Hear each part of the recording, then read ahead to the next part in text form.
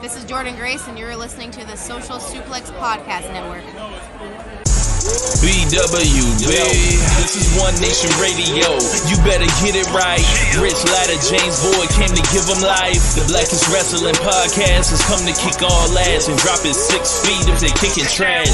Word, let me welcome y'all to something different. And if you dig it, man, you should let some friends listen. We be getting it in, this on the regular, dude. Ravish and flow, but this shit rude. See, James don't rap, so I had to break it down. The whole network, man, we coming for the crown. Raps in the columns, I keep them both covered. Making the beats too, so the listeners can bump it. Hit us with the rating, yeah, I'm saying it's a 5. Before you hit it, talk, bob your head side to side. It's One Nation Radio, and this is the beginning. It's Rich, and I'm here with James. It's time to listen to One Nation. We got to unleash the power of the pyramid. This is Mike Sempervive from WrestlingObserver.com. Check me out on Wrestling Observer Live every day. And also check out your boys, Rich and James, on One Nation Radio. This is Kenny Omega. We're listening to One Nation Radio.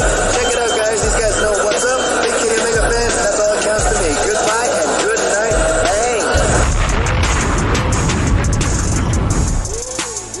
Bang. Ladies and gentlemen, welcome to this week's edition of One Nation Radio. I'm James Boyd, and here with me I have Rich Latta. What's going on, man? Not much, man. Just taking time away from listening to Dr. Umar Johnson's soliloquies on the Breakfast Club. I actually have to finish listening to the entire interview just to get the proper knowledge from how we supposed to be moving as black men in this country. So what's up with you, James? Ladies and gentlemen, welcome to this week's edition of One Nation Radio. I'm James Boyd. We do not have Rich with us this week. I will be going solo. So I guess we will start with the news that Kenny Omega is the new Impact champion or double champion. Now he has, I believe, 4 belts. So now at that point, with the 2 belts between the TNA belt, the Impact belt, the AEW belt, and also the Mega Championship from AAA, he is fully on board with the belt collector gimmick. He had a great match last night with Rich Swann. Someone called him Roddy Strong. But yeah, like it was a bit awkward at the beginning, and then they kind of got into it. And when they got into it, it was great. I don't think this was quite as good as, like, let's say his defense at the end of the year for the Mega Belt against Laredo Kid. But this is a great match nonetheless. I can see someone giving this match 4 3/4, but I'm at a solid 4.5. It's a great match. It's the best match I've seen from Impact, quite frankly, since like 2018. Now, granted, I'm not much of an Impact fan, but I'm going to continue this gimmick of pretending the original no longer exists, and I cut him off the air because, like, what he's starting off with the Dr. Umar shit is bullshit. But go ahead, Rich. What were your thoughts on Kenny Omega versus Rich Swann last night? I just want to say 4 belts, Kenny Omega, hate on him, hoes mad. Okay. What other promotion one day belts took? Ultimo Dragon energy. That's all this is. I waited all day. I was silent on the timeline, and then when Kenny won that next belt to give him 4, I began being ignorant. I was asking if Keiji Muto can take the One Wing Angel, so we go ahead and take the GHC title back. I dropped the James Worthy smoking gifts on the timeline. Just plenty, hashtag save the NWA. If you want to save the NWA and save the NWA championship, have Nick Aldis drop that shit to Kenny. So you have to help me out here. Who exactly are you? Who exactly are the ops in the situation? Like, I feel like there's only like 5 Impact fans ever on the internet at any given time. So who is this? Who makes up this coalition of people that are ops for this?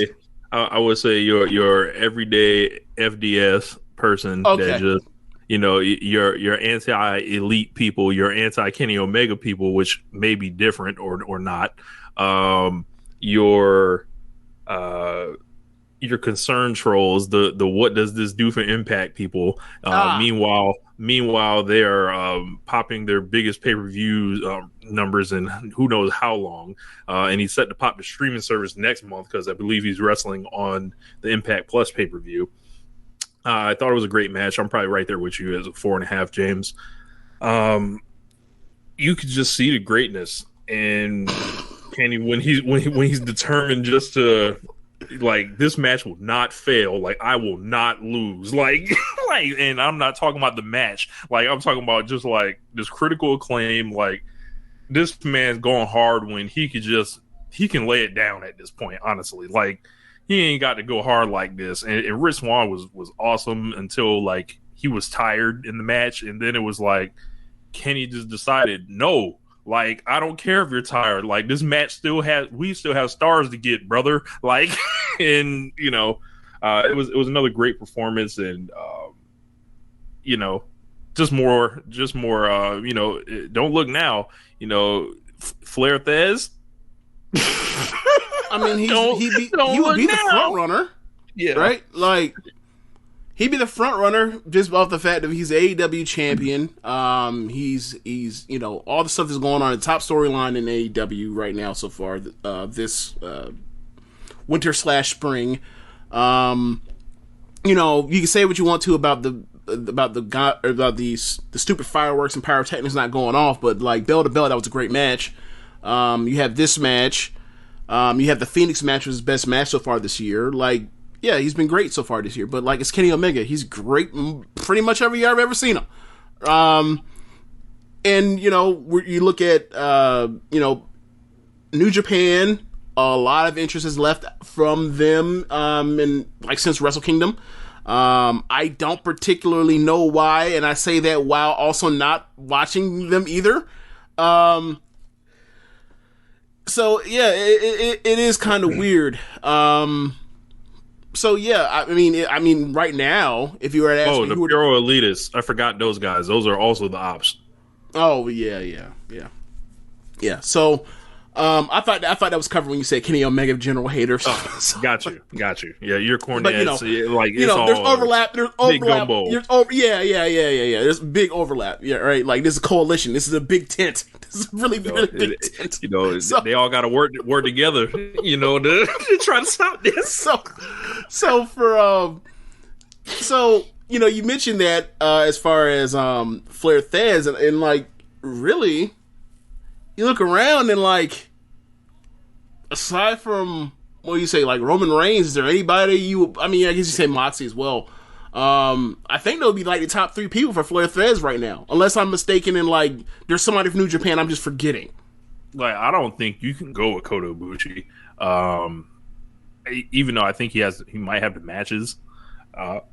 It's just I don't think you can pay anybody from New Japan so far. Like, obviously this is all turn around, but yeah.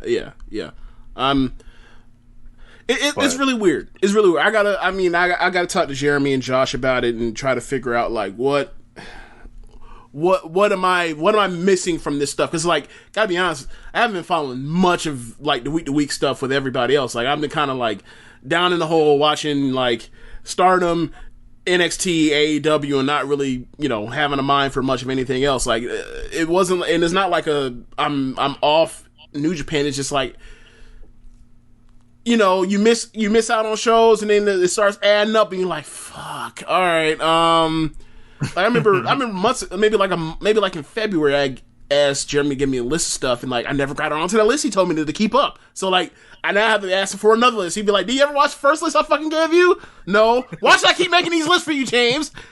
So, that's kind of where I am on that. But yeah, like, I think those are the 3 really front runners right now.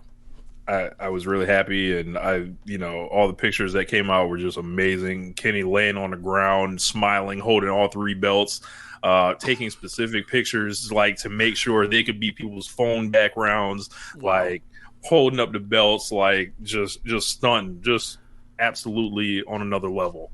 Okay, so I only saw the one with the I think you're talking about, you're describing the one I saw where he was basically like, he was exhausted on the ground and basically all the belts were on top of him at the time, right? Well, except for the Mega Belt, of course, which can't be on air for some reason.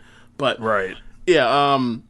Like when Kenny comes out for Dynamite on Wednesday, I need him to come out with the entourage, and it needs to be like the boxers, where like the underlings are holding the belts up, like. I mean, in theory, shouldn't like the women with the brooms just bring the belts? I mean, they can bring them. Yeah. You know, you don't want to see Carl Anderson holding gold. After last night, no, absolutely fucking not. Like, dude, you don't want to see Luke Gallows holding up the AAA Mega Championship. Dude, this is what I'll say to you.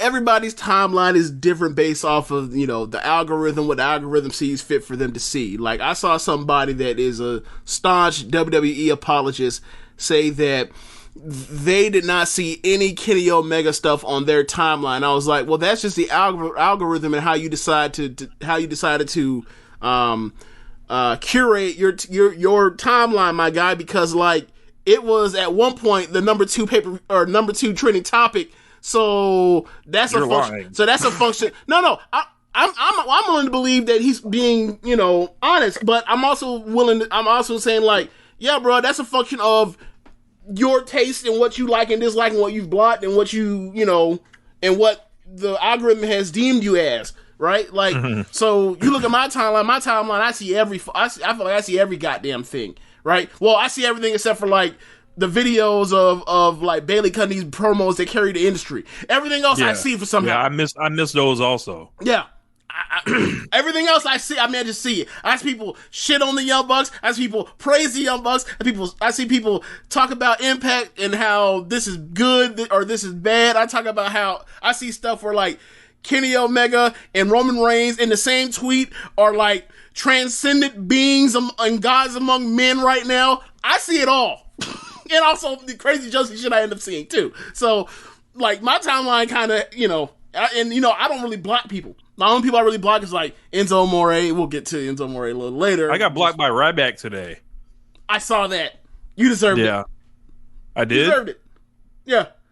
I mean... No, not saying that you were out of line, but you say something that someone disagrees with, you're liable to... and you're a stranger, you will get... You're liable to get blocked because people just don't want to deal with you, regardless of... I don't think you were disrespectful.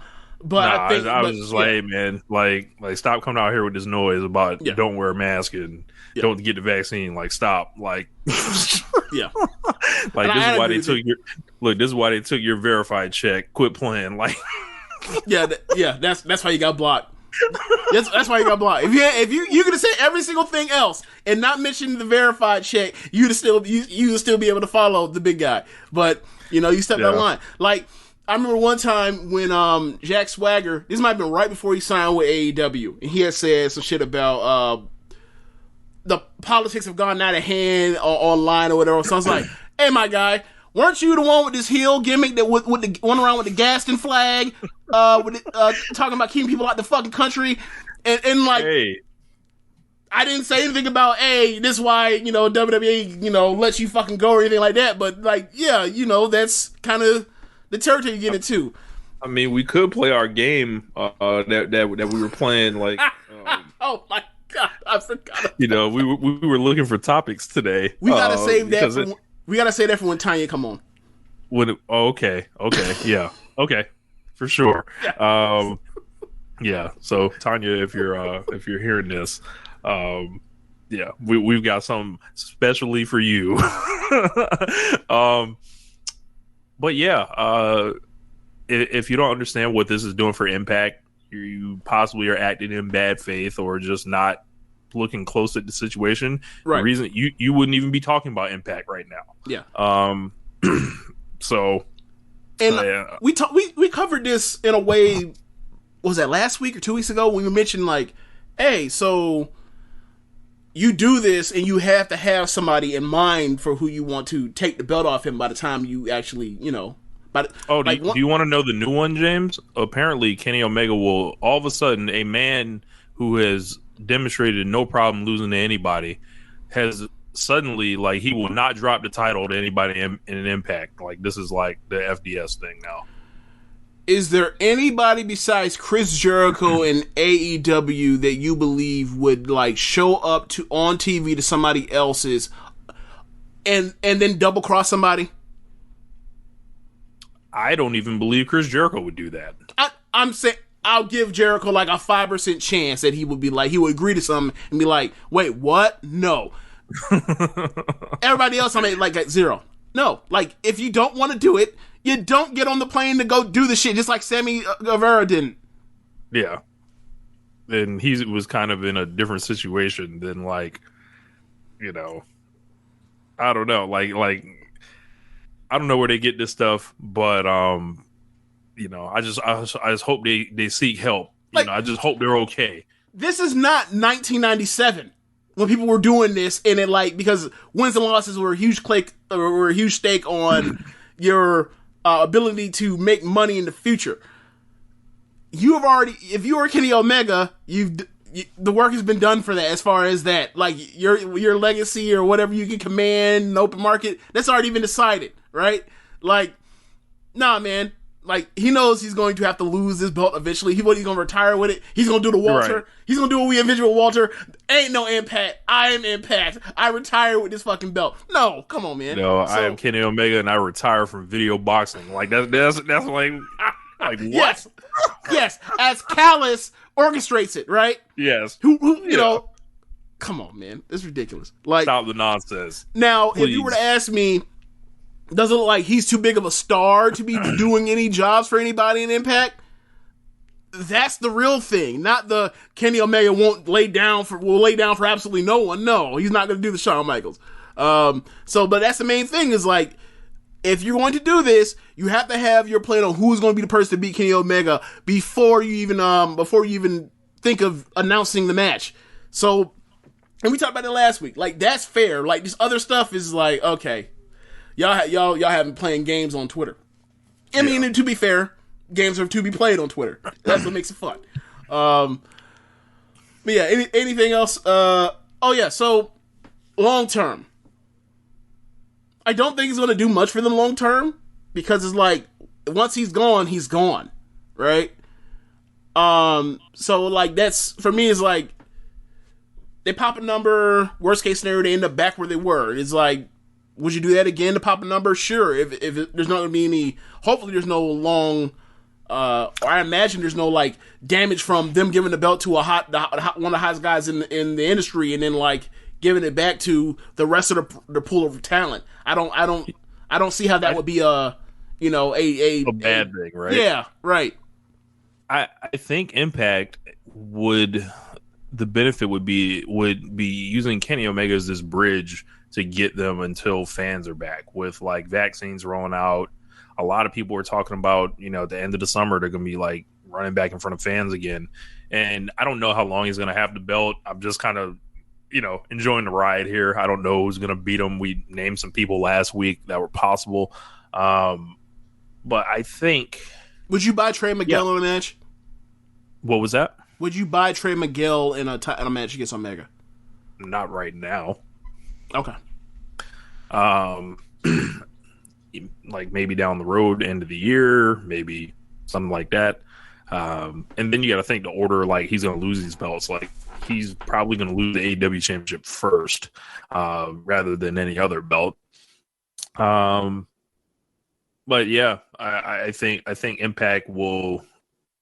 They get the social currency right now of all this stuff, and it's up to them to make the most out of it. To like, for when he's gone, like the work that you're doing now, you're laying the groundwork for people to like even like keep an eye on you at this point. Yeah, I'm kind of there with you too. So that's a good place to leave it with Kenny and TNA. Like, I mean, I think their next pay-per-view is it's not Bound for Glory, is it? No, their next pay-per-view is Slammiversary, but they've got two Impact Plus shows. Right, that's what it is. That's what it is. Yeah, Bound for Glory is later in the year. Yeah, and they're in the way they. I think they said they're going to the UK or Australia to do Slammiversary. I think they said the UK maybe. Yeah, because I mean they had footage for some reason. Like I'm blanking on if it was Australia or if it was the UK, but I feel like it was the UK. For like they're gonna actually get on the plane and do that, and I'm like, y'all, we gonna see it come summertime because everybody seems like they've been like between music tours, between they about like to go get this money. yeah, Olympics. man. Like I guess we got to talk. I guess we'll talk about that eventually when we get to the very short stardom stuff. But yeah, like these places are ready to go. They try these entertainment industries places are trying to get this money. Like I don't know if you peeped it. Do you know what year all this promo was for the I'm sorry, Bad Bunny tour? You know what year that's happening? 2022. Yes, he's like, yeah. I'm finna get all my money. I'm not finna. Yeah. We're gonna wait or whatever. No, I'm finna make all you sickos go get healthy and then come see me. Like it is like I think the very beginning of 2022 is when he finna go do this. So like this man is building anticipation. Yeah. Speaking of building anticipation, there was a match that was announced between Daniel Bryan and Roman Reigns for Friday coming up.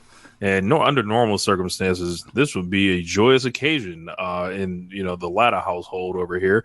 But they've decided to throw this stipulation on there. If Daniel Bryan does not defeat Roman Reigns for the Universal Championship, they will banish Daniel Bryan from SmackDown. So I'm like, A, what does that mean? B, Daniel Bryan did this interview, with BT Sport. Very interesting interview where he revealed, among other things, that he did the WrestleMania main event and he walked out there and it was like a soulless kind of experience. Like he felt nothing or next to nothing during it. And I'm like, man, it's amazing what happens when you go back to WWE after fighting for your career and going through all these tests and all these neurosurgeons and getting cleared by all these doctors and busting your ass to do that. And then within like 3 years, you're like in the WrestleMania main event again and you feel nothing. Like what kind of sorcery is this? He's doing the normal teasing of he wants to wrestle other places. He hopes WWE will let him do it. I think he needs to either shit or get off the pot when it comes to that. Either fucking go or just sign and stop the lunacy. Like WWE's not interested in letting you go out here and barnstorm for them. Like stop this. Unless that shit is on their dime. Like like you will be wrestling in NXT India. Like oh, you want to go around the world, huh? But a Daniel Bryan Roman Reigns match, it's on TV. It's not on Peacock. And they probably want to pop a number, which is fine. I understand it, but like it's a commercial break match. It's a television match. It's whatever. You would think Daniel Bryan and Roman Reigns would mean more, but I don't know. They did put Daniel Bryan in a WrestleMania main event, so I think they know like the dynamic that's at play there. But I just can't imagine giving a fuck about this. They're gonna go ahead and beat Daniel Bryan again, send him packing, and then that's the end of the great, supposedly it was supposed to be great Daniel Bryan versus Roman Reigns saga, like, and they royally fucked it. They spent all this time putting Daniel Bryan like in these shadow bands over the years, keeping him away from Roman Reigns, being terrified just to do this. Really, they can kiss my ass with that, but I kind of want to focus on the interview. Oh, well, okay. So real quick, I think that people think so highly of Daniel Bryan that he wouldn't try to get himself, that he wouldn't finesse himself in a contract here, which is what this is. Oh yeah, into another big deal. Like this is a negotiation season. Right. Like that interview was a tactic. Right. Like, but that's the thing. No one's talking about it in that. No, I haven't really seen many people talk about it in that way when it's like, hey, y'all seen Jericho do the Austin podcast, and that's one of the first things you think is, oh, he's trying to contract year. It's time to,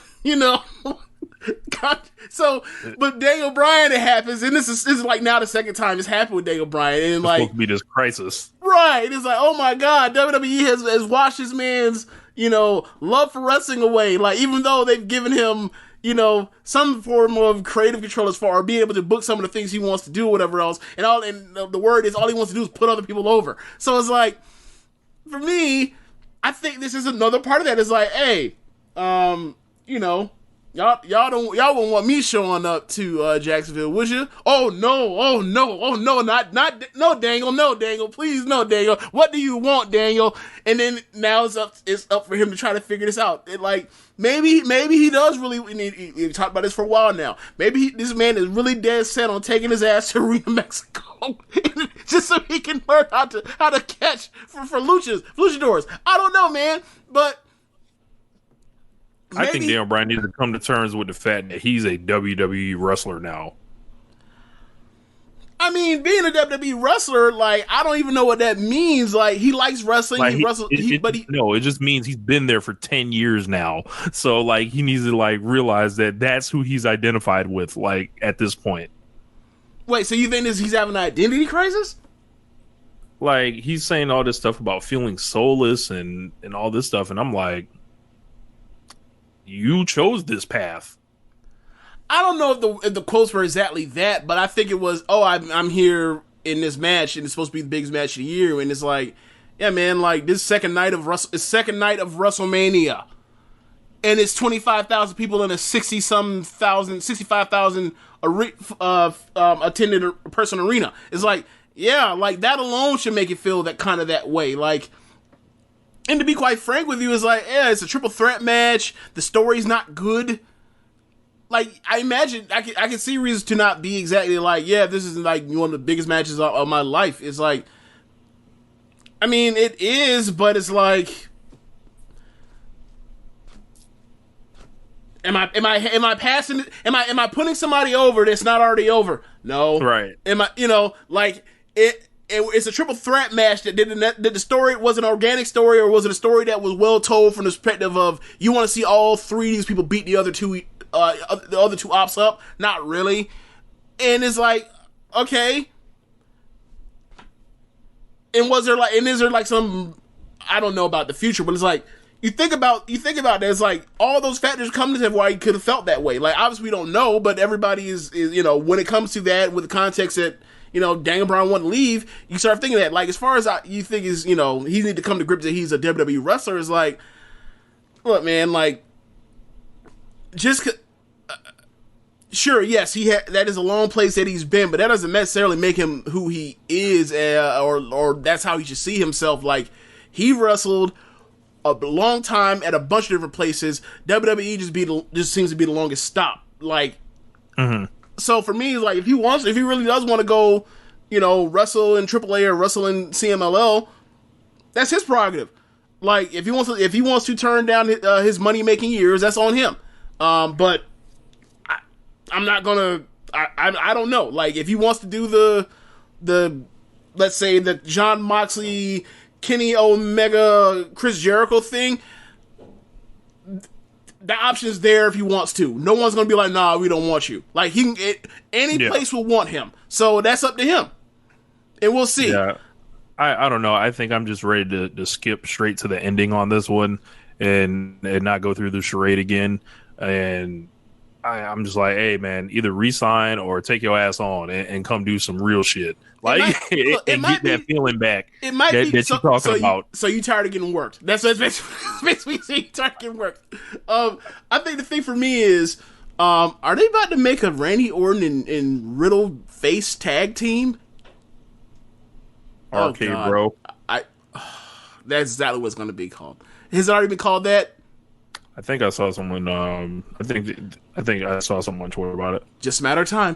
I forgot my point was about Daniel Bryan. I totally lost track of it, but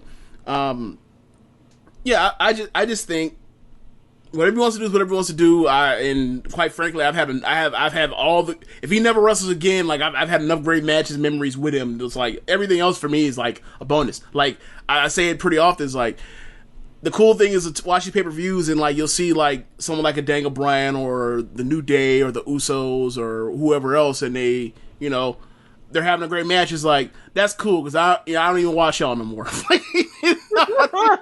Like, that's cool. It's not expected. You ain't even got to do that no more. You know, you just doing it just off the love. So everything with any good wrestling I get out of WWE is just literally like just a bonus.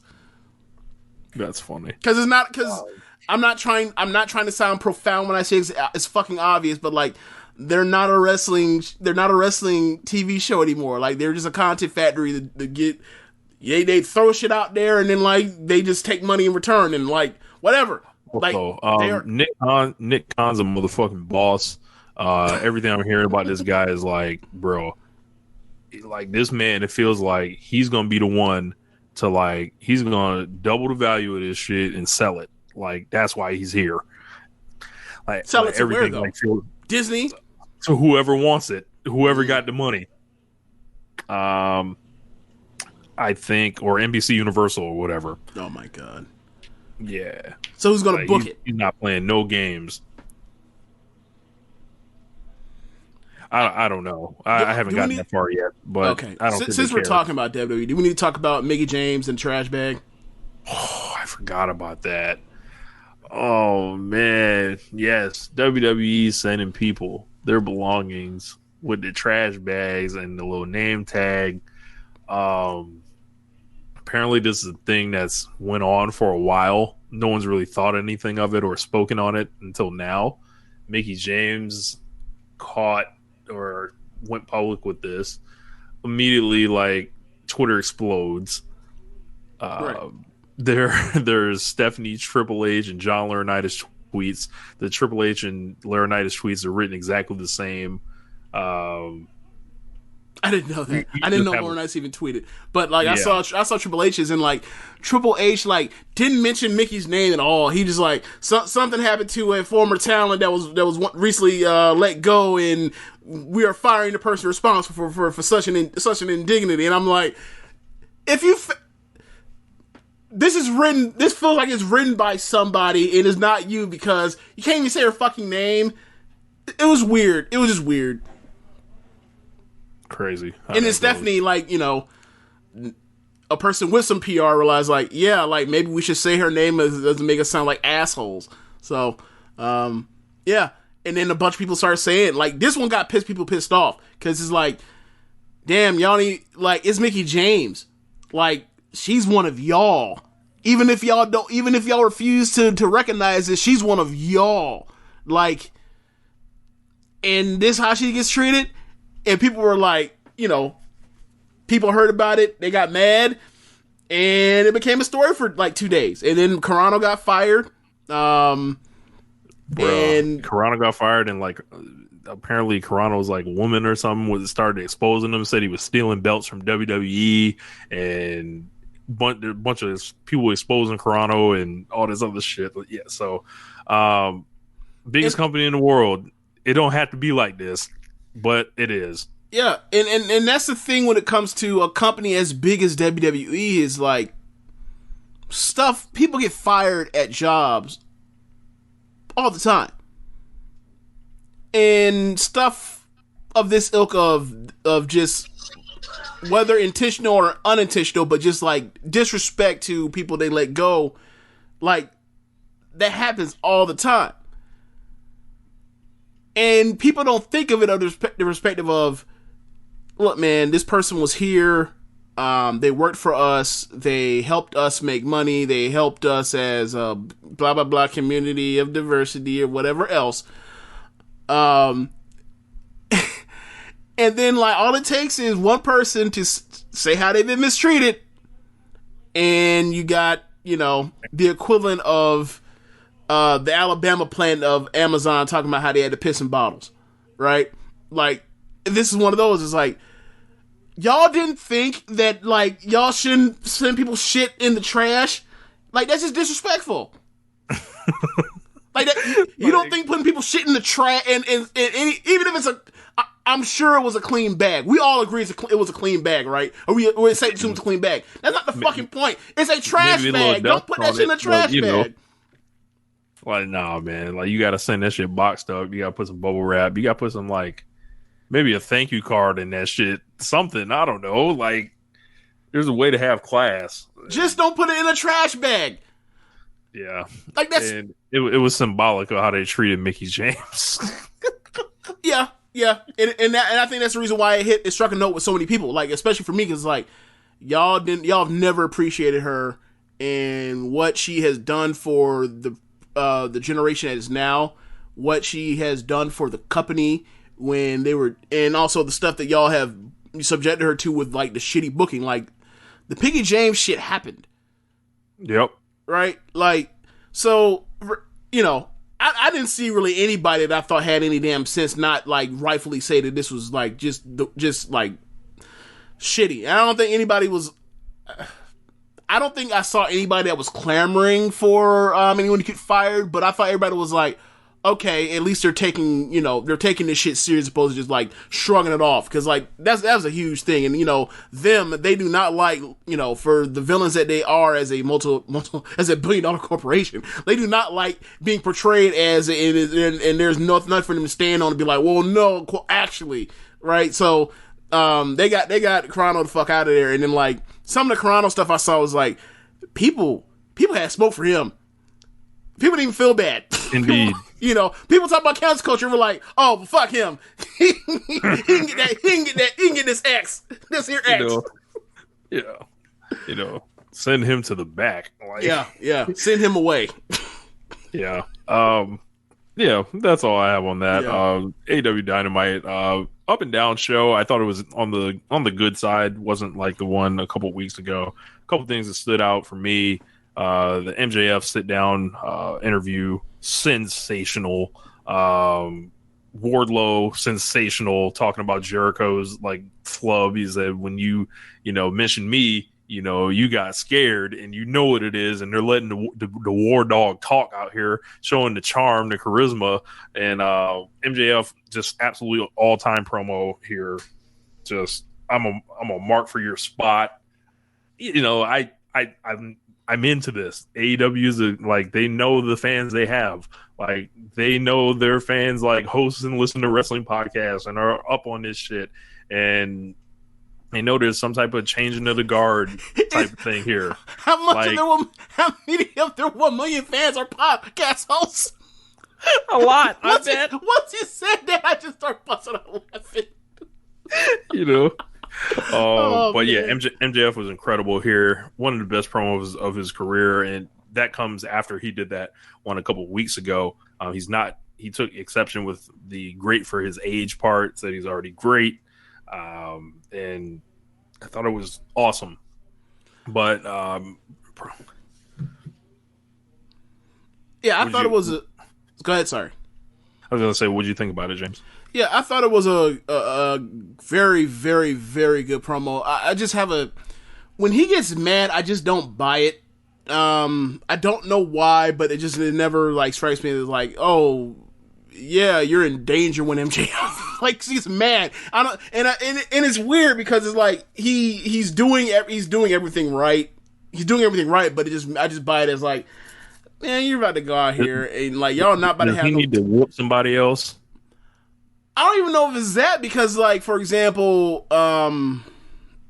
he's with, I'm trying to think.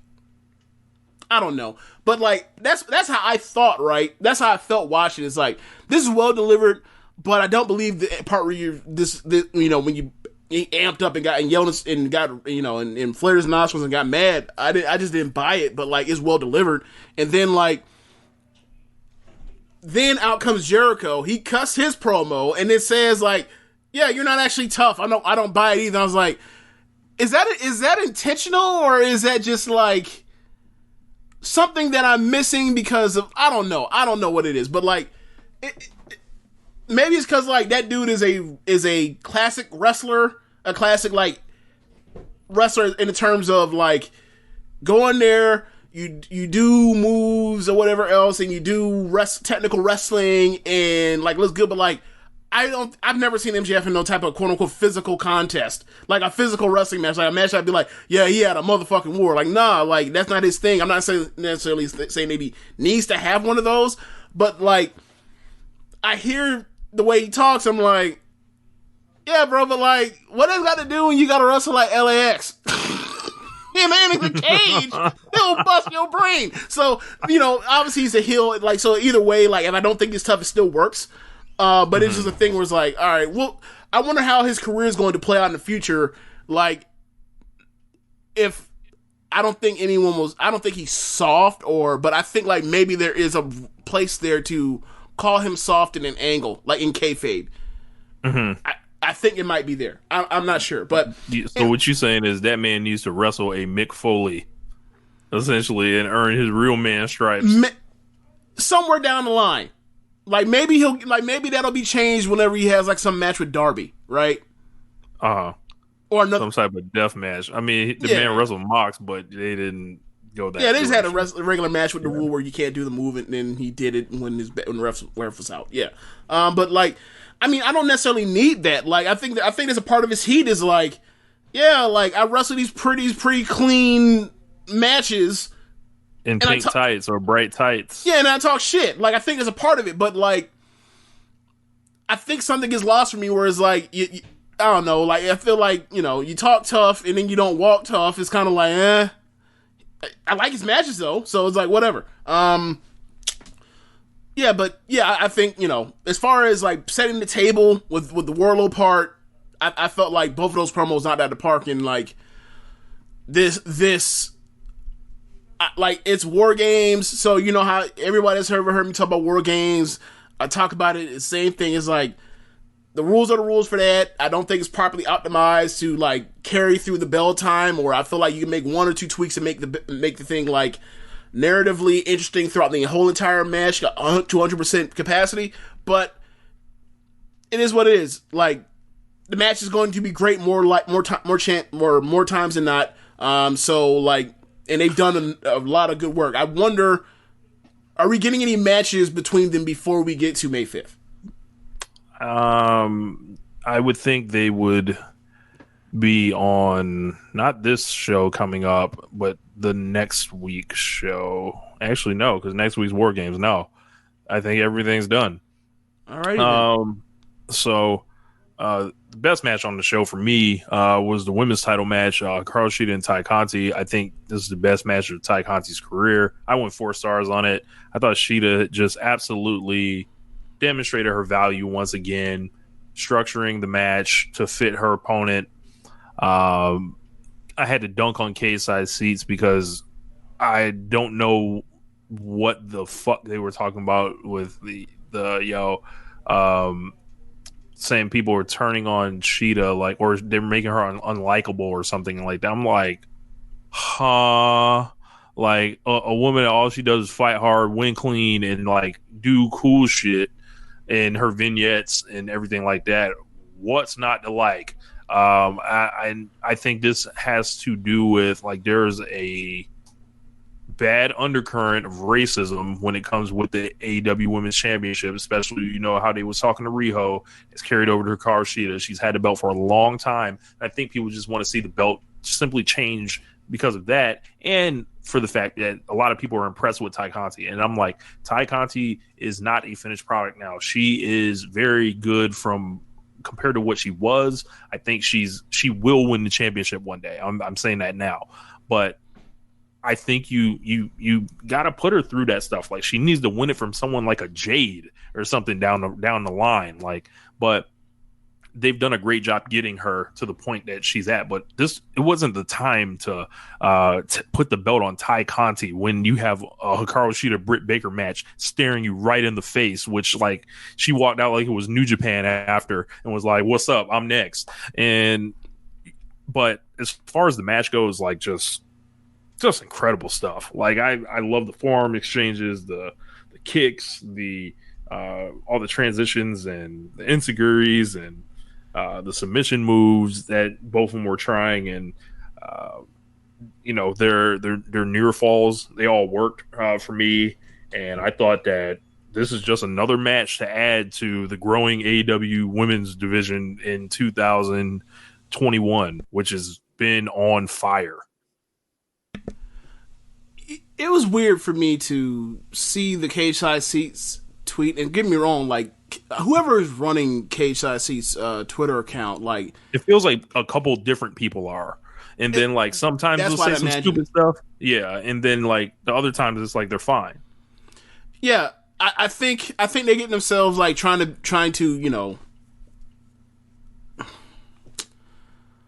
I think they're trying to be ahead on something when it's like that's not the case, bro. It's just like people are happy for Ty Conti or whatever else, especially ones in the building. But like no one was turning on Shida, like no one was booing Shida. They were just rooting for Ty, and that's what happens in a babyface versus babyface title match. Like you're going to, they want you to root for one person.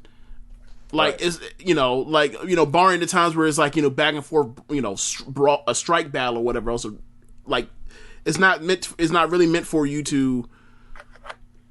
Most of the good ones anyway, like they set it up to where like you kind of want the title change because a lot of times it's trying to build up someone that's not quite established yet, and that's what this was with Ty. Like Ty's been on with Anna and Dark Order face run ever since Brody's passing. Is like they still have a lot of goodwill, and like they know what they were doing when they were having her out there with -1. Like they know what they were doing. So like yeah, they're gonna root for her. Doesn't mean people all of a sudden have jumped they've jumped the shark on Shida or no, just like she's a dominant champion. She's cleared out a lot of the division. Like what we're looking for at this point are people that for her next few matches are like people that that are established in the division, but quite frankly she's already beaten. Like you want to see another Britt Baker match. That obviously that wasn't when she was a champion, but that was on the way towards the title. And then you want to see her versus like Thunder Rosa again, like someone she's already beaten on pay-per-view. Like those are her next sets of matches. Like after that, they'll have to figure that out with who eventually will topple her, or if it's actually Thunder Rosa or Britt. But like just like I wouldn't want to say anything negative after a match like that. I'll be more inclined to say, yo, it looks like they have something in Ty Conti that like somebody that is a champion that most people generally like when she wrestles. Like people were rooting and quote unquote living and dying with her, with the other person. Like sounds like a success, not any type of failure. So that's why it's like that was kind of weird. That was kind of weird to me. Yeah, I thought Jericho's promo was awful. Almost to the point. I thought it was too cute. I thought it was too cute. Like forgetting the words, trying to sing and all this stuff. It's like stop the WWE bullshit. Give me this. I want it dead serious. Hey, the Dinner Debonair was on AEW television, my friend. Like this is who Jericho is. Jericho's gonna have some great ones, and Jericho's gonna have some stinkers. But like almost all the time, you can see like the thought put into it. You can always see the thought put into it. It just didn't work. He was being too cute, and you keep in mind like it ain't the tone right now. Like I thought the tone fit for the Dinner Debonair. They was out here courting each other and trying to be cute, and they weren't really in storylines with anybody else. But like you run the risk of trying to undercut MJF. Like the Pinnacle's dead fucking serious. Like they're coming to fuck you up. Santana and Ortiz. The Santana promo was fucking great. Yeah. The part that he had. I hated the whole thing with the Elite and Moxley and Kingston. You hated it? Yes. I just thought it was derivative because it's like, oh, like once. So for me, when can you tell that it was pre-taped? I didn't even think about that. Okay, so for me, they're cutting his promo and it kept going. I'm like, all right, and then I was like, bro, it sounded like Kenny was about to get dead serious and give us some shit. He was like, all y'all that hate the Elite, and then like, it sounded like he was about to give us some like some quotable, some hip hop quotables here. So for me, it was like they're about to destroy this trailer. Before they even went out to Moxley, it was like before they even like what's that noise going on outside? It was like oh, they're gonna destroy this trailer. Like, and then sure enough, go down Stroll's trailer, and I'm like, oh, this is like Attitude Era ass shit. It's like that's fine. Well, you run your truck into the thing. I'm like, who fucking arrest this man? I'm just like, yeah, arrest this man. I don't know, like, but I probably feel the same as that way if I watch like Attitude Era shit right now. I'd be like, oh, obviously that's part of it. Is they kept arresting Austin. They absolutely did actually arrest Austin. It kept happening, but it's like. Okay, so one feud, he stole a car from Jericho for like it's like $500,000, and like the most they did was fuck up his eye. He's not in the joint for fucking for that. And then like, and he still from time to time acts like he still has the car. He rams a truck in there. Into the trailer. Nobody was there, which is like, okay, like obviously you don't want anybody there, but like couldn't you have cut away and had the guy stumble out and then you beat the shit out of them on the way out, or they run out because they're scared? I was like, it was just something to do, and like, okay, now when are we going to get a direction for what exactly is going to be happening between all of them and this pay-per-view that's coming up? Right. Because it's like, please spin off like Moxley away from Kenny. That's all I really care about, because I'm about done with. I think they've got all the juice that they can get out of that unless they switch alignments. I mean, this iteration, because it's like, hey, you change the title, you clearly have demonstrated that you're not going to change the title back. What's next? Yeah. And then I see like, the last like about a month now, Hangman's been number one contender, and I'm like, he feels cold as a block of fucking ice. I was gonna say, what is it with Hangman? Anytime like he gets back close, it feels like his matches start like kind of underwhelming a little bit. They don't quite heat up to where they're supposed to be. I wasn't even on that point. It was just like, as a character, what has he done? Like they had a feud with Matt Hardy. Like he did the best he could do with Matt Hardy. That anyone can do with Matt Hardy, right? Like he had a well told story of a match and then got him the fuck out of there. And then, but it's like, they have been slow rolling this will they or won't they thing with will he basically be the leader of fucking Dark I'm blanking on Dark Order. And I'm like, hey man, John Silver got hurt, and then oh yeah, that's right, he did get hurt. I totally forgot about that. But it's like, okay, but even if he gets hurt, like you still got Uno, you still got Grayson, you still got Angels, you still got Vance, like you still or Preston Vance, you still have like 6 motherfucker people there. Like like Silver's gone or whatever else, but like even Uno can handle the mic work or whatever else. So I'm kind of waiting for him to get to it, and then like how does that come into play when this stuff happens with Kenny? Like, are they going to be like, oh my God, my ex is the number one contender. Oh my God, my ex is a champion. I'm number one contender. What are we going to do? Is like, I don't feel like it's appropriate time for them to have a match. Same. I like them at Double or Nothing would be kind of. It's too soon. Early. Yeah, I feel like it's early. Like, I feel like One Wing Angel. Like I'm right. Like I'm thinking, like if you want to make him number one, like we all think is the appropriate person to beat Omega is Hangman after what the payoff that story. But if you're going to do that, like you gotta. I feel like for stuff you have to do to kind of get him ramped up, bro. You gotta get him to like November. It might be full gear. Right. Yeah. Right. Just do the fucking year title reign and then drop that shit and put Hangman through hell on the way there through Team Taz. And it looks like he's going through Team Taz now or whatever. He's facing Brian Cage next week. But these matches all kind of just came quick, and there's not like segments of Hangman's personality like you wanting to see Hangman beat their ass. Like you're not getting that. Like you're getting just like, okay. I mean, and then when you look at it, it's like, all right, they booked Starks and Hangman because of like, Starks' record has been good, Hangman's record has been good. They kind of leaned on isn't it also where Starks is like beating the shit out of a lot of Dark Orders? Call them Dark Orders. Call them Dark Orders. I think so, yeah. Dark Orders. Another match I liked a lot was Christian Cage and Powerhouse Hobbs. I thought Hobbs looked awesome. Christian selling amazing. Why do I keep coming on this show and liking Christian matches? He's a good wrestler. This has never really been the case. I just watched him and be like, oh, okay, it was cool. But then like you see him in there with, and he's different than everybody else. Right.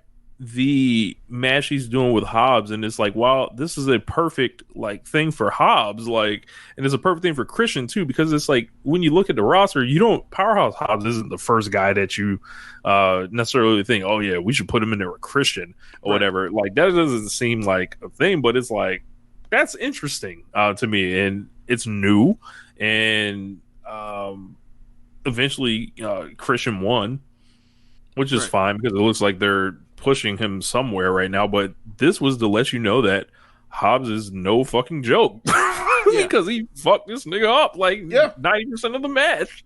Yeah. I think the thing for me, it's funny because like Christian is a change of pace, but it's inverted to where like where you look at like most major American wrestling promotions, it's like normally the guys on top are older and they, you know, and they can't really keep up athletically with the younger guys that are coming for their spots. So they put them, so, you know, the younger guys like the cruiserweights or foreign talent or smaller guys, they put them in a certain spot and they let them wrestle in these matches that are different and changes of pace from what you'd see up and down the card typically. Whereas this is exactly what they're doing with AEW. AEW is all pretty much all go, and then Christian comes out and he has these matches built on selling and a slower pace, and it's like, I love the variety of this show when Christian's on it because like a Christian match is different. It's almost like watching a Konami singles match on a Stardom card, where it's like, no, we're not about to go like and pack like 15 minutes into a 10-minute match with Konami. You're about to get like a 12-minute match that feels like a 12-minute match, and you're gonna be here, and I'm gonna do my thing, and it's gonna be fine at the end. Like, so I really I've enjoyed his match so far. Like, I don't think he's had some classic or anything like that yet, but like the Kazarian match I thought was a kick-ass match, and I thought this match was very good as well. And like it's funny for me because like he is wrestling like an old man. Like these matches we've had so far with him, I've joked about it. It's like this man comes in. That man like Jake Roberts in 1996. Kind of like he basically comes in and his you know, his fighting bar, his health bar, like if it was like Mortal Kombat or some shit, is green, is on 100, and then all it takes is like one move or two moves, like in the first 60 seconds of the match, and this man is all of a sudden critical at 20% in red and looking haggard and is selling and holding on for dear life for the rest of the match. Like, it's I don't know if he's legitimately tired and has no gas tank or what, but it works for me either way, and I'm sitting there laughing at like how this man is selling like he's been through 8 minutes of hell in like the first 90 seconds of these matches, and like then the you know, all the stuff he's been so good at throughout his career comes into play, where it's like reversals and, you know, veteran guile stuff and timing, like in like a finish that doesn't feel formulaic, right? That feels kind of like that was the right amount. This should be the time where this match ends, and it ends. So like I've liked him so far. So yeah, like, and that's kind of, and like for me, it's like this is the Christian I've kind of always have seen, right? Like ever since we got back in the wrestling 2011, like the stuff he was doing from 2011 to 2013, like this is the wrestler he was, and I'm glad that he still can kind of do that. Obviously, he's not the same athlete, but like he can kind of still have these matches that like you like his matches, and they're like different from other stuff on the card. Yep. So like if he's gonna do this, like thank you. Yeah, and that's like I think he offers like a very unique spot, and like you can kind of like anchor a couple people around him on the card. Like I think like if you're talking about heels, like your Ricky Starks is like, we're getting that match next week. I believe it was like Hangman Page or Ricky Starks versus Christian is coming soon, if I'm not mistaken. They did like an angle post match, so very excited to see that. There was a Jade video where she said where all the managers are trying to recruit Jade. So here I hope Jake the Snake Roberts tries to put in a bid to get Jade services. I just love the visual. Or, you know, I heard another podcast suggest, I believe it was Everything Elite. It was like every manager should get 1 week with Jade or whatever. Like just like the old days, how they were trying to all the managers were trying to impress Bam Bam Bigelow in the WWF, and they all got to manage them like once or whatever. That'd be fucking hilarious. I thought you were more along the lines of talking about like, oh, like it's an official visit on campus for a recruit. That's what I thought. That's what I thought you were going for. But yeah, like I totally forgot about the Van Bigelow free agency thing. Totally forgot. Yeah. And then there was a TNT title match, Darby Allin and Jungle Boy. Darby Allin, real main eventer out here.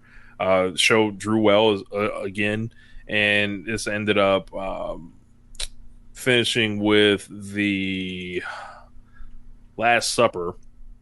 And we gotta remember what exactly the technical term is for that move, but like it's a move he's been using to get people out of there for like about a year now, ever since Georgia. It's like some leg cradle, like flip over type deal. Yeah. It's like I remember the first time I saw it, I popped. So, yeah, I don't know about Jungle Boy and Darby Allin being in this position, or excuse me, I don't want to phrase it like that. I don't know if Jungle Boy should be the opponent for Darby Allin here, because Jungle Boy is kind of. I feel like they're torn on what they actually want to do with Jungle Boy. Sometimes he's a singles wrestler. He gets up to number 3. Other times he's a tag team wrestler, but they don't ever really let him beat anybody. So it's like he's not really a threat or anything. Right. But I like the match well enough. I don't know if it was maybe 3.75, but I think the ladies were a class of the night here. Yeah, I thought the women's match was the best match. This match, I probably somewhere between 3.5, 3 3/4. Like there was sloppiness in a way that like I was just not expecting, and quite frankly, like if you tell me that they're going to have a title match between Jungle Boy and Darby, like I expect the match to be like a flat out great match, and I don't think this was quite that. So I was disappointed. So that might affect how I feel about it. Like this was not Jungle Boy versus MJF. This is not Darby versus Guevara either time. And so, and like, you got to think like they're in that class. So like they should look, I was hoping that they look at each other and be like, it's us. So we got to go do this. And like, it was a great it was a good ass match. It's more than good enough to be a main event for any, North American major show. But I thought I was going to get a little more. So the cool thing happened after the match. Scorpio Sky and Ethan Page jumped in, and Ethan Page put them hands on Darby Allin. 4 years to the day, or like 3 years to the day, they had their crazy match in Evolve. I hope they do it again. And like, I was hearing stories about how Ethan Page would terrorize this man and beat the shit out of him. So I can't wait to see it again. All right then. Ethan Page is a lot better shape than compared to then. Oh yeah. So, like, maybe it looks less. Maybe if they have that same kind of match, it has less of an impact just looking at it physically. Because like, I don't want to say Page was bigger. So at that point, like it was almost like a Walter effect when if he was wrestling someone like the size of Darby. Now that's less so because now he looks more like a trying to think about clean cut dude, and I mean it's different. It was like if it was, let's say, Austin Theory versus Darby, you know what I mean? Like it's you think of stuff and it's like, all right, well this isn't as much of a giant thing as much as like, all right, he has a size advantage. But yeah, they should be good. Like, what do you think they're going to do with this tag team thing they're getting off the ground with Scorpio with Page? I think eventually one of them turns babyface. I think it'll be Scorpio Sky. But man, turn him back to the light. I like both of them, but there's something missing. Oh, with Scorpio, like it's he seems a bit of a wooden promo.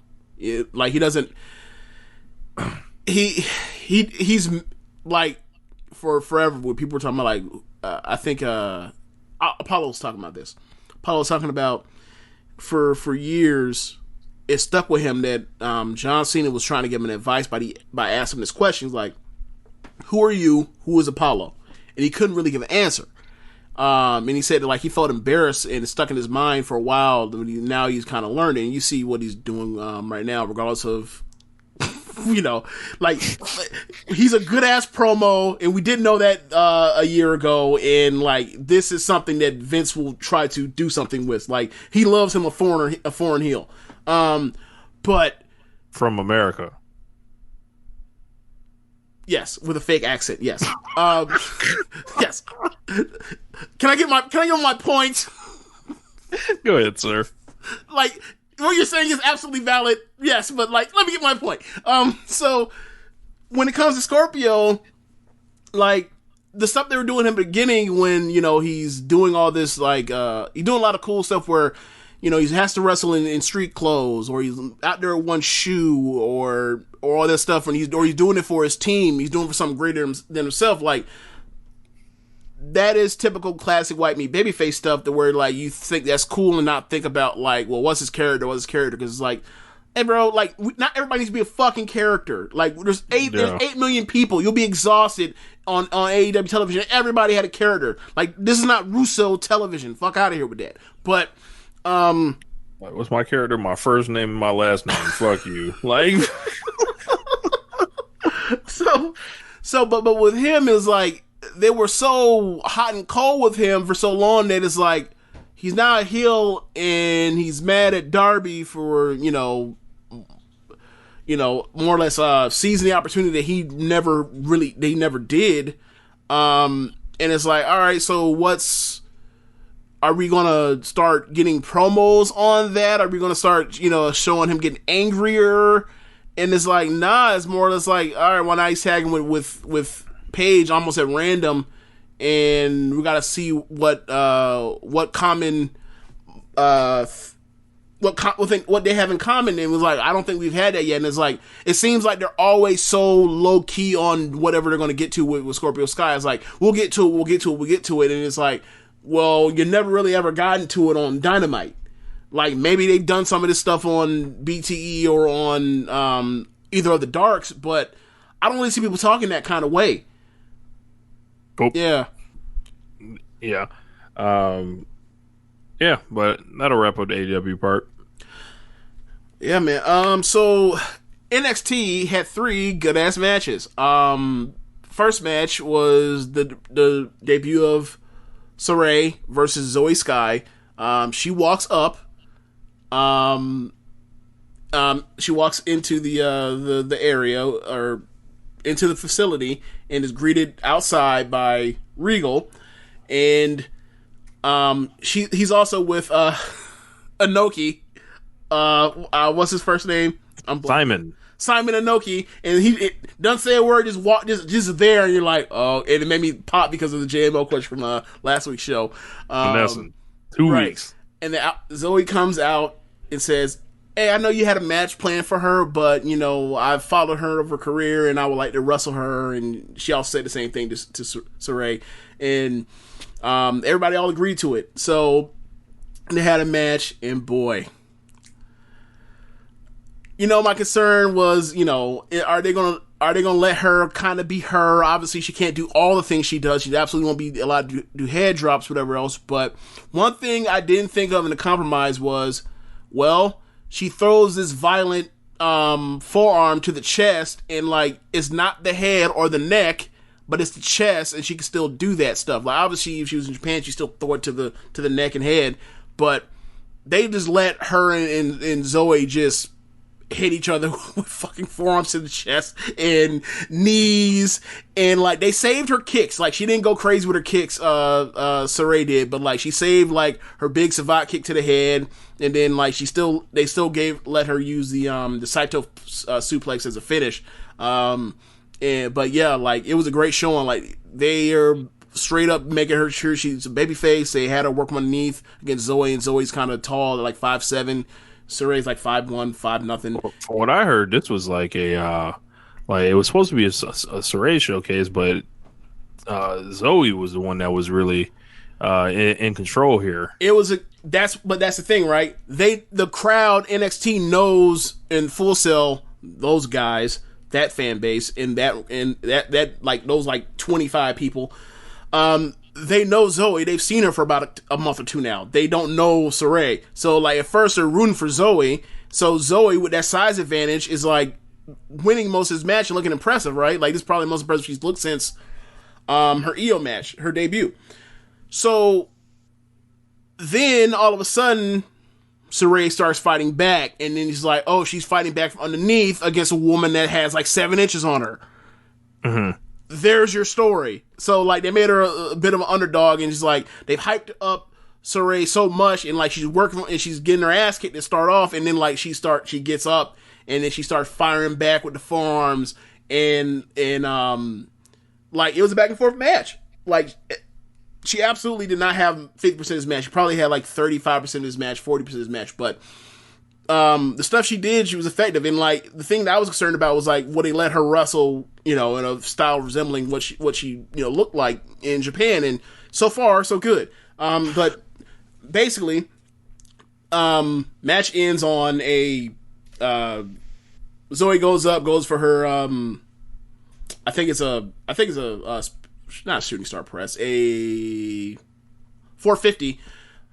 Saray ducks it. Hits her with a shot, hits her with the savate kick to the head, hits her with a forearm to the neck, and then side toes her for the win. So it gets her up and hugs, and like impressive match. Like this pretty much killed two birds with one stone. It's like it reminds you that Zoe's impressive. Don't forget about Zoe, but she's gonna be putting someone over.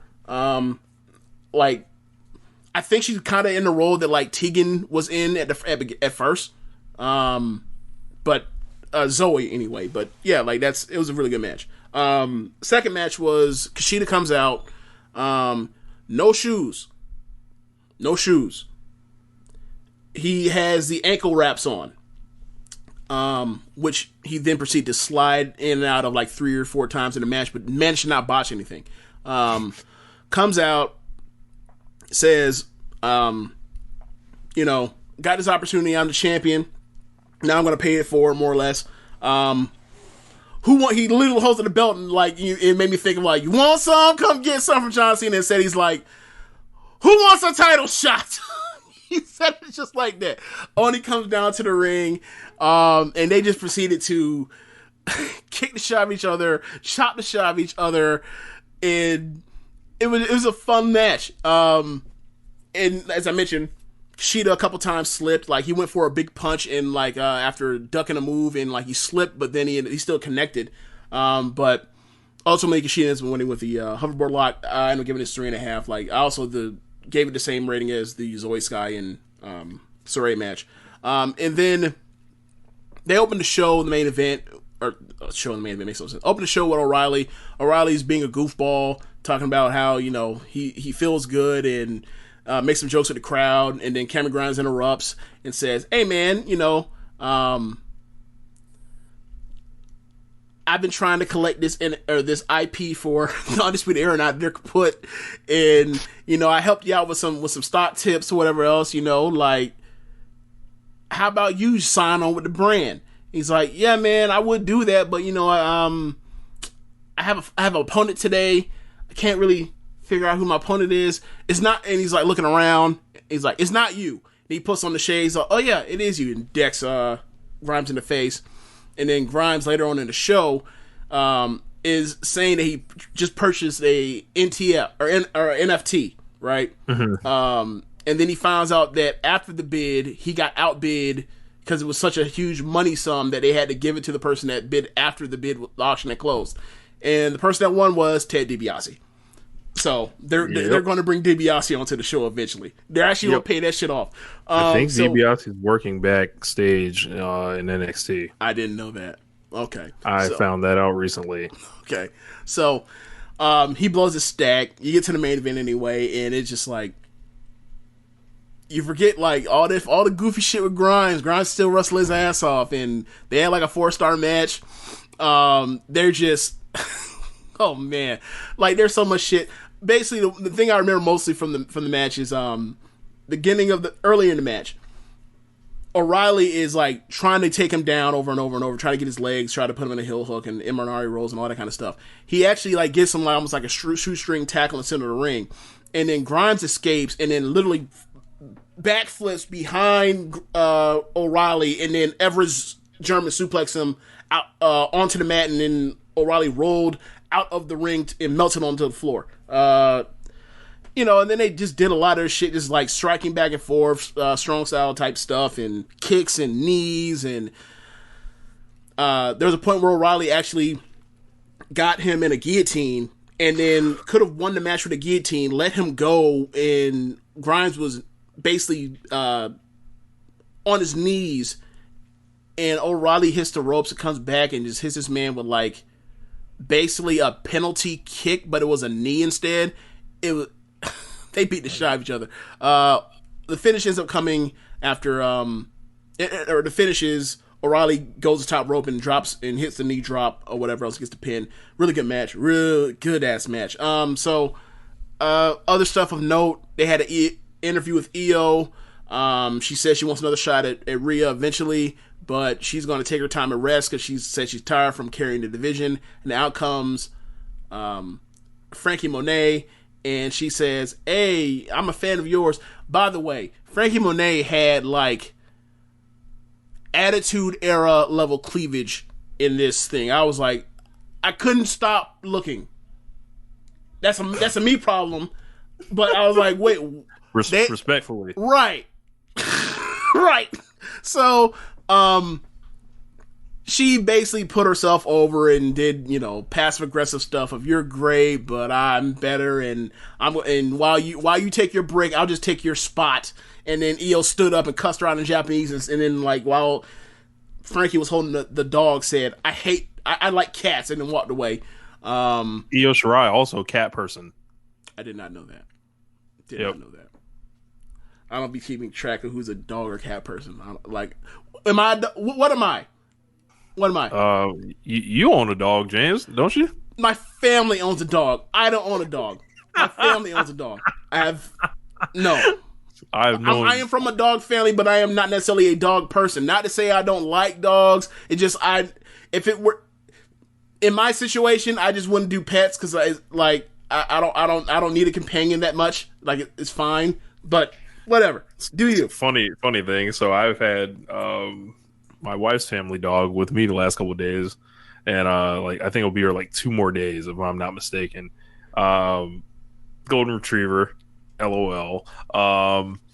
But it was actually what's so LOL about it, Rich? Well, that white ass dog. that is the whitest dog you can get. Look, he was real good today. Low stakes, he's not tripping or nothing. So I mean, he hasn't been that bad. Look, that dog has known you for years now. Yeah, should be no beef. Yeah. So, well, yeah, I was like, I am Richard Latta. I am a cat person. So, were you afraid that the dog was gonna smell the cat on you? No. Not literally, metaphorically speaking. Nah. But okay. Yeah. Interesting. Like, this is a cat person. Timing. All this like, dog this is a cat stuff. person. I don't fuck with this person. Nah, you be around cats. Fuck you. Nah, this doesn't happen, man. Yep. Yeah. So I'm trying to think of anything else important worth noting. When in the main event, as O'Reilly was coming down to the ring, Cross was backstage at the ramp, and they had a stare down. So they showed you that like eventually you're going to get that match. So don't fuck with me. We are now following the KG principle. We are following the KG principle. Why the fuck will you show me something I can't have? That's basically the KG principle. It's a version, it's an updated version of Chekhov's gun. So but yeah, that pretty much is NXT. I mean, trying to think of other things worth talking about. So we got some questions in the Discord we can go to. I don't think there's anything else really worth talking about, but it was a good show. I thought both shows this week were good shows as far as the X Wednesday show. So, good week of wrestling. All right, let's see what we got. Oh, here. Wait. Do we need to talk about the LA Knight versus QT Marshall crack match? No, don't know. I don't know. Look, man, between LA Knight cutting these promos like The Rock and then bumping like The Rock, and then that match with Billy Gunn with the QT Marshall had where he exclusively did almost every fucking mannerism from like 1998, 9 Rock. It was like, hey, we have to get these two in the ring somehow, and there can only be one on some Highlander shit. Wow. Or can they just, do the joint? The fusion? Yeah, just do the fusion. Look, if I'm LA Knight, I ain't trying to fuse with QT Marshall. Like, you want I would learn to work. Look. Look. I'm in WWE. You want me to have a worse physique and try to make it here? What? Oh man. So as far as mailbag, so we got JML. He said, "Will you be watching the WWE anime?"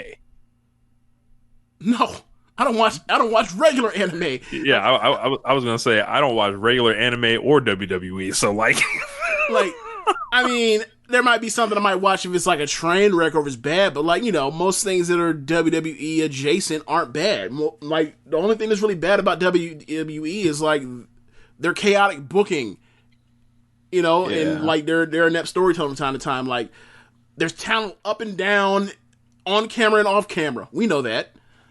That was now, another question. Okay. As far as the anime thing, like, nah, man, I haven't watched any anime since I think the last thing I watched was going back and rewatching like Gundam Wing, and I think I only got like 80% of the way through, but that's pretty much it. Like, I was pretty much only watching like the stuff that was dubbed and put on American television. Like, as far as going through subtitle stuff, I never really went that deep into it. No. I have never watched anime in my life. Yeah, you don't like animation at all, though. So it's not so much of it being an anime thing as much as just a no cartoons thing for Rich. Yeah, like I watched Nickelodeon. I watched like Doug and like Rugrats and Wild Thornberrys. Okay, so it's more than I remember. Stuff. Okay. Yeah. Yeah. So, Cat Dog, shit like that. Oh my God, Cat Dog. Cat Dog. Hey Arnold. Right. So he also says, why do people always want to compare a new crime show to The Wire? Well, for my money, The Wire is probably the best show I've ever seen. For me, like, I think that it covered Black people's humanity in a way that you rarely ever see on television, especially back then.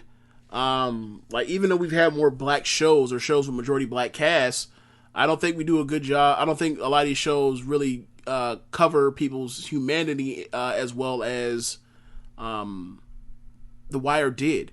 And keep in mind, like, I watched The Wire in basically one binge watch run. What was that, 2007? No, it was 2011. Was it 2011? I think it was 2011. Yeah. You're right, because the last season is 2007. You're right. So it's it was later on.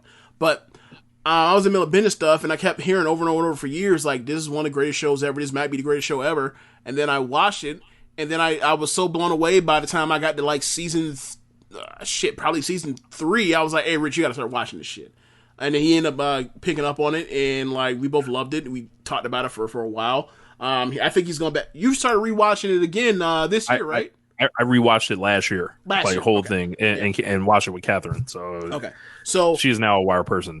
Yeah, so I never gone back. I probably should because like I think it's a great season 2 again, the second time is better, fucking amazing. Like, it's like, yeah, wow. Like, it's like there's a lot. It's just, you start seeing stuff that you didn't catch before. Everybody's fates, and when they start getting introduced again, it's like, huh. And then, like, bro, like, I got to watch Bubbles' journey the whole time, and like when Bubbles walked up the stairs, I started tearing up, and I was just like, it was like I already knew what happened, and just seeing him walk up the steps again, it was just great. Bubbles was my favorite character, but I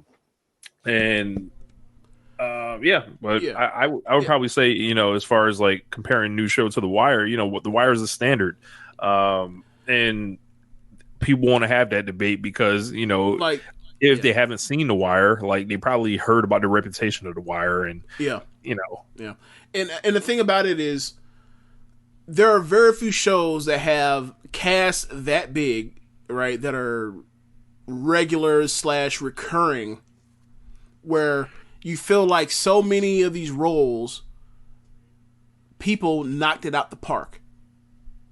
And like the universe makes sense. Like there'll be stuff that you'll see. I remember hearing this at the time, and I thought like nobody has that kind of foresight, or that kind of budget to pull this stuff off. But like you'll see people that are important in season 1 that are not important in season 5. You'll see people that are in season 2 that will then become very important in season 4. And then you'll see stuff that pays off. It's a very well told show and a very tight show, compared to what you normally get. And don't get me wrong, like I've seen a lot of good television, right? Like, but this one just stood out particularly to me. But the fact is, like, you don't really get to see that kind of diversity of humanity of black people. Like you have lesbian love, you have gay love, like you have poor people, you have well-off people. Like you, obviously, I'm not saying like something profound, but like back in 2001, 2007, like even then, while we were aware of all the the lack of stuff that we had, but like it was just like it was really well done. And like there are villains that are villains. There are villains you root for. There are good people that you like. There are good people that you hate. There are people that you change your mind on throughout the show. I can tell you one other thing. I was standing and cheering when Stringer got shot again. I was happy to see that fuck nigga get it again. Yeah, and that's also another story that I think is like when we talk about humanity. Like, I think that the Avon and Stringer stuff. Like, that scene on the balcony before they the last time they see each other hits very differently the second time you see it. Okay, like I think like their story of one of them is street smart, the other one is book smart, and the way people think about both of them and the way both of them are judged and the kind of respect that both are given in certain areas is based off the fact that like one is book smart, another one is street smart, is like very telling and very pretty accurate how we view people in black people. So it's like, and how some people are found relatable and some aren't in the justice system. So it's like I just think it's a really good show. I just think it's I think it's a great show. I think it's an all-time show. I don't think I've ever seen a show better than it. Like I've seen episodes of television that I think are better than the best episodes of The Wire, but like just like for 5 straight seasons, I don't think there's a show that has 5 better seasons, other than like The Simpsons that have been running for fucking forever. But I mean, like as far as like an actual short-term thing that actually had a beginning, middle, and end, and not just some like procedural that has gone on as long as like Law and Order or some shit like that. Like I think that The Wire is it. Same. JML says, James, did you watch the For the Culture show, and do y'all think there's a market for a mostly black independent wrestling promotion? I have not seen For the Culture, but the other answer is yes. I think there is too, and I think there are places like I believe in Atlanta. There's like Atlanta Wrestling Entertainment, if I'm not mistaken. Of course, we're seeing like House of Glory. I think is mainly black and Latino, if I'm not mistaken. I think any big city it would be a big market. Yeah, for it. Yeah, I mean, and I'm sure he. And it's all about like the same. You just curious. Like I just think that I think the talent. I think the talent is there. Just we have to find it or become more aware of it. And I think that'd be a great showcase for people to get some recognition. Like. I forgot who it was, but somebody did basically like a PWI of like 300 African American wrestlers. Righteous Reg. And I was like, 300? Like he got up to 500 actually this past year. So my point is like if you can get if there are 500 black wrestlers in this country,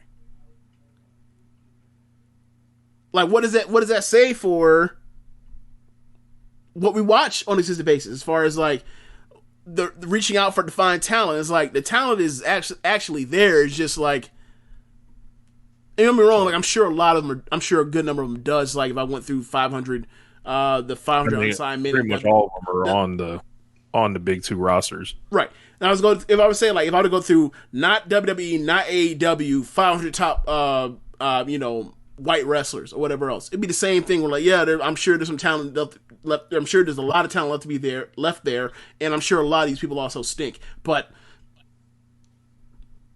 for some reason, quote unquote, segregation of circles, social networking, some people are able to break through or get to certain spots, some aren't, and I think that this is kind of needed. Yeah.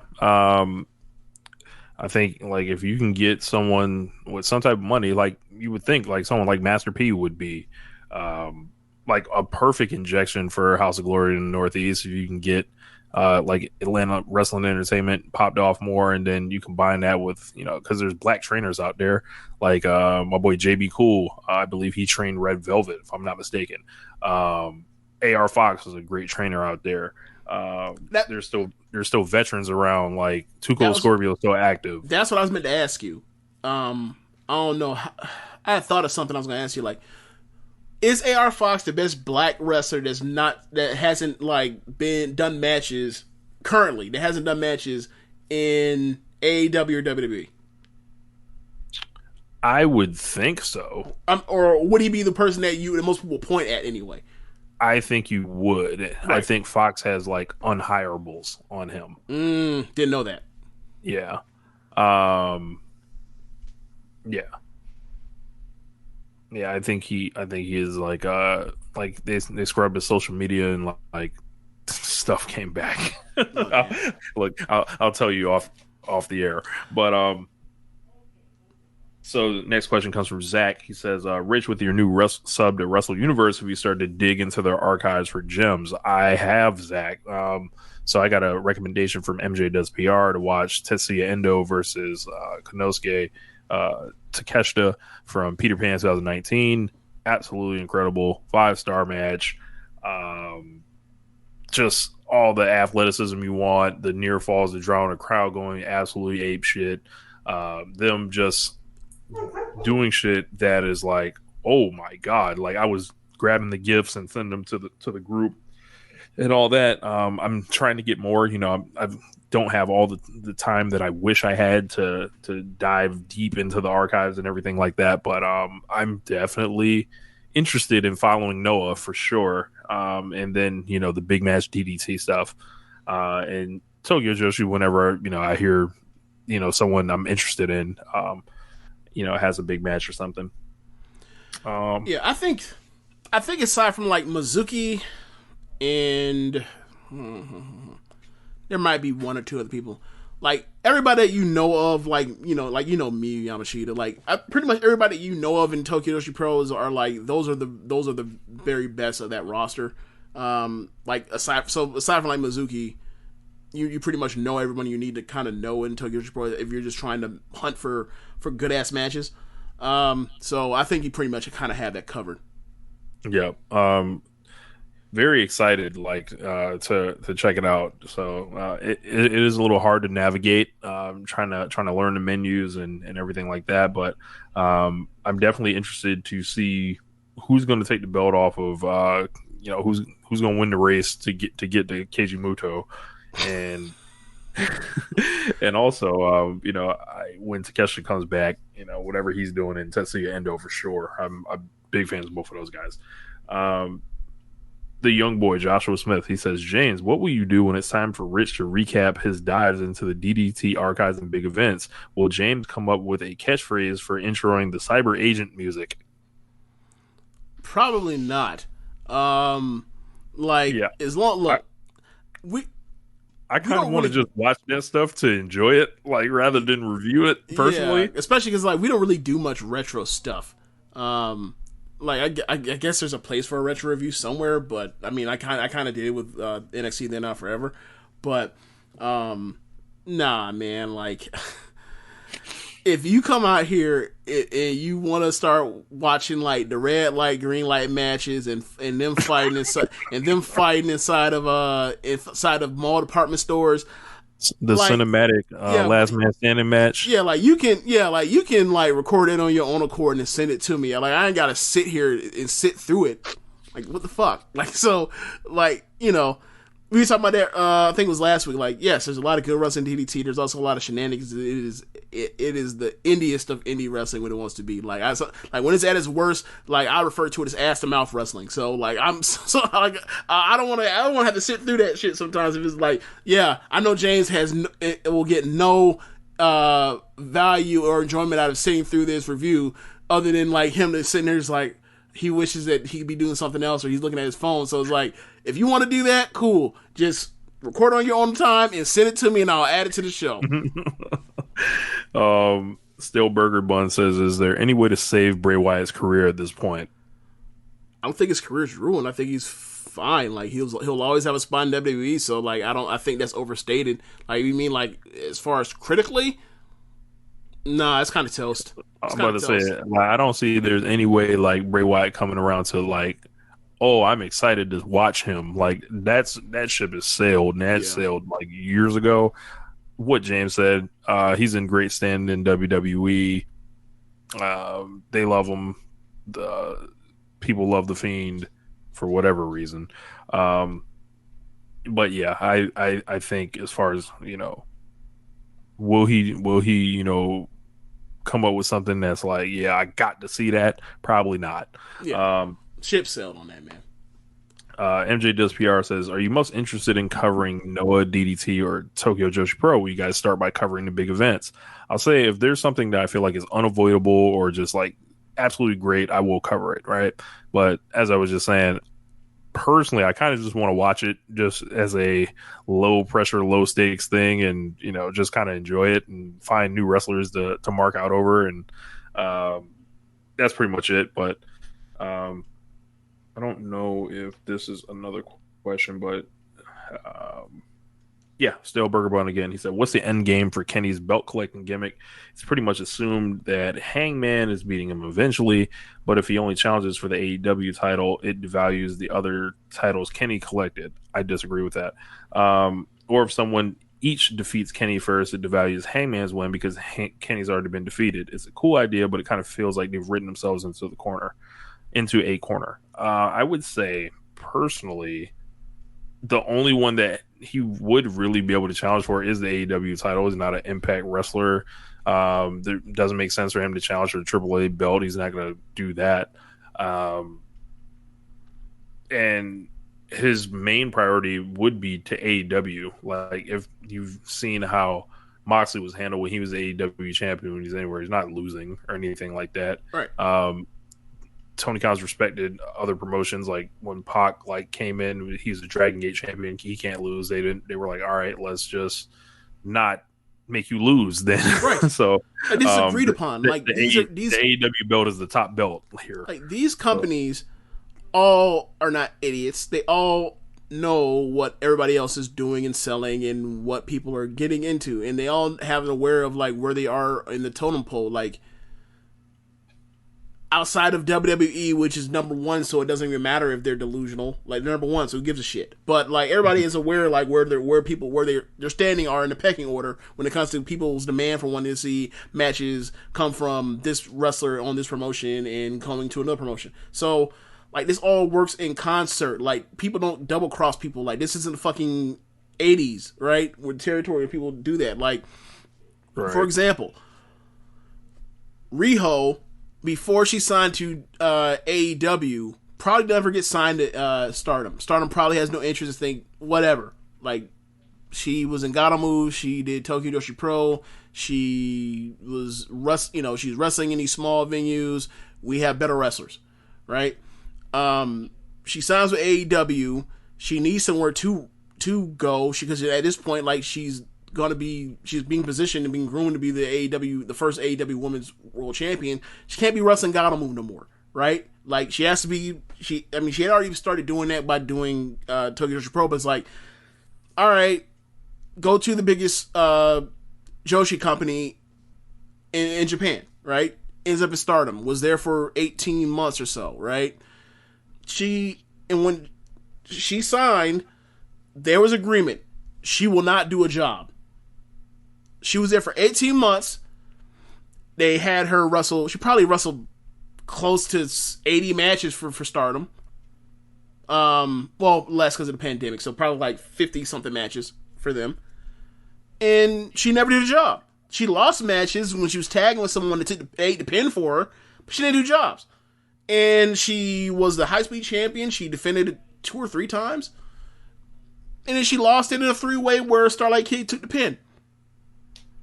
And then she, her last match was the year-end climax, where she tagged with Azumi, and I think they won that match. And Azumi gave her, after the story, after all the jokes with Utami, with I'm trying to get you into Queen's Quest.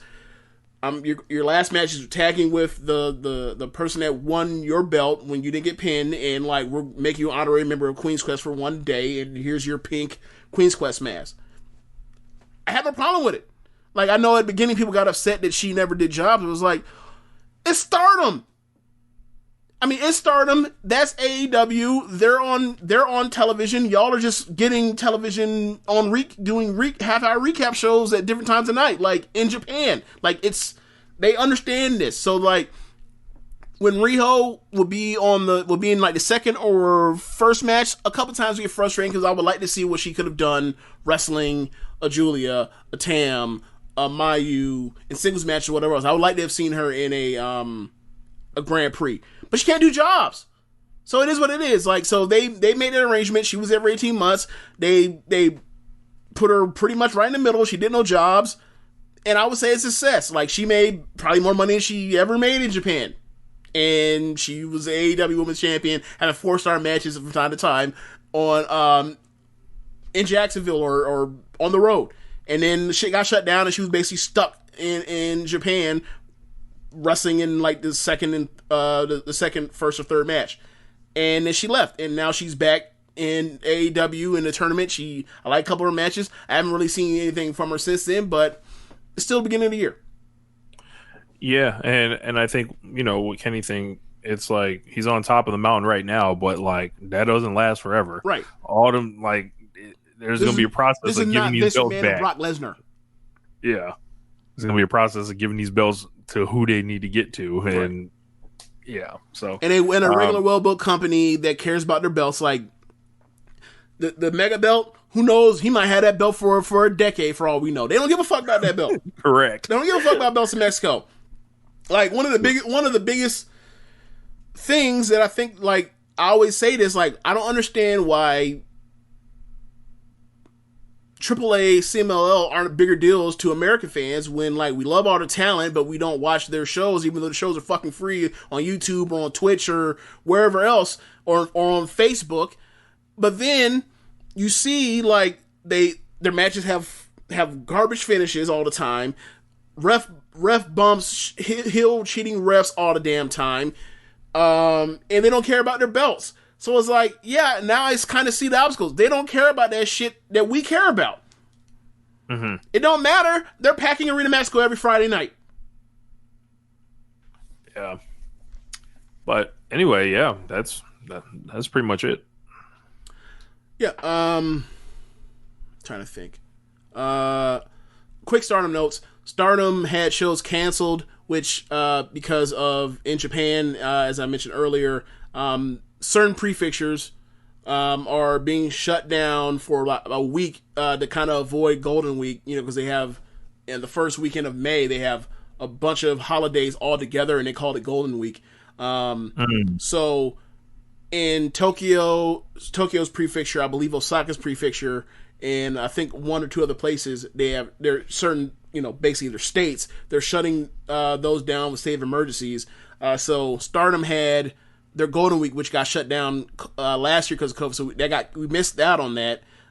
This year has been altered as well, which kind of sucks. It's like 2019 Golden Week was like one of my favorite stretches of Stardom, since watching. Like, That's when B won the title. That's when Azuki had the high speed match with Starlight Kid. That was awesome. One of the best sub 5 minute matches I've ever seen. That's when you had like Tony Storm there, and she was like wrestling a member on each produced show. So like the Stars produced show is her versus Tam. The Queen's Quest one is her versus Momo in a draw. Her versus her on the Oedo Tai show is her versus Miyagi. Like her versus TCS was her versus Konami. So like that was a fun week. And then you also had a bunch of goofy stuff like the rock paper scissors tournament, the sword fight tournament, the inflatable sword fight tournament.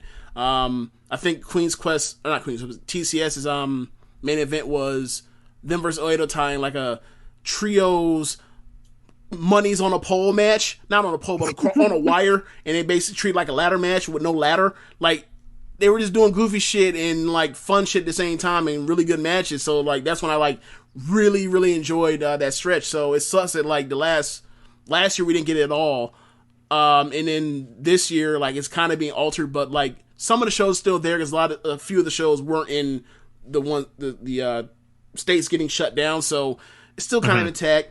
The Cinderella tournament final, like the last half of the tournament, that was going to be on the 29th. That's getting pushed back. I'm assuming it's going to get pushed back to the Corkin Hall in like the middle of May to finish that off. But yeah, that's more or less it. Only other note really is they had a Shuri match versus Shuri and Julia tag match with a 15-minute time limit against Azumi and Momo. So what do you think happened, Rich? A draw. 15-minute time limit draw. It was one of the more disappointing, uninspiring time limit draws I've seen from them. I was going into it thinking like they're about to have a killer 15 minutes. It was good. But they're gonna have the match, and it's those four. So I expect it to be great whenever they have it. Nice. Yeah. So that's pretty much it. Is there anything else we want to get to? I'll email you a song, pop freestyle from the mixtape on the end of the show. Okay. Those of y'all want to check it out. Time Travel 2 coming soon. Yeah. So yeah, that's in the show. Be sure to rate us on whatever app you're using to listen to this with. Go to the red circle and hit us up with a donation. We work hard for y'all, so y'all can put in a little taste. Check out or go to Pro new shirt on Pro Wrestling Tees. Olds on top, celebrating all the olds in professional wrestling. Make sure y'all go ahead and cop that. I was unaware of this. Font. Rich making decisions unilaterally. Man, it's Rich. Yeah. Shit's pretty funny. So check it out. ProWrestlingTees.com/SocialSuplex and pick up some more gear, some more merch. And check out the other shows in the network. This show, One Nation Radio, Keepin It Strong Style, the Ricky and Clive Wrestling Podcast, Grown Men Watch This Shit, the Great Consequences Podcast, 8-Bit Suplex, All Things Elite, Great Match Generator. Thanks for listening, y'all. Later. Yo. Peace. Don't even tempt me, got 'em full of envy. When I'm rolling through the city, man, they wanna end me. Long as truth on the wheels, I'm unleashing all the skills. Get real, I'm above like a windmill. Too hot, I be bringing it the wind chill. I need Buffalo linemen, big bills. Before I come up on the stage and I rock, I remain in the game, bringing flame. And I'm hot, so I'm sitting in the box, I'm a ladies man. I'm Adonis like Adrian, they getting paid to win. All out, I be going when I rap like. And y'all brothers need to fall down the half pipe. I hear Tony Hawk retiring, I'm still firing. Been sliding until they wanna recognize it. I be playing with the language for fun, boy. And when you kicking that trash, we are unknowed. Man, I like them girls, they wearing pearls. Anywhere in the world, I keep it thorough. Rest easy, the prodigy, and honestly, they need to acknowledge me. Like Roman, I'm floating and killing it on all occasions. Beat me, you on white like a Caucasian. On the real, I would leave an MC injured, so they won't say a thing like a wild Leonard. Rappers know what it is, and the boy kills him. You might as well lay it down like Roy Williams. If you trying to bring the rap to me, it's no limit like Master P on how to smash you be. From Miami to Milwaukee, I get bitches off me, you should walk softly. Talking about me, man, you better not, cause I'll always be a king like Coretta Scott. You heard I like them girls. Too cold.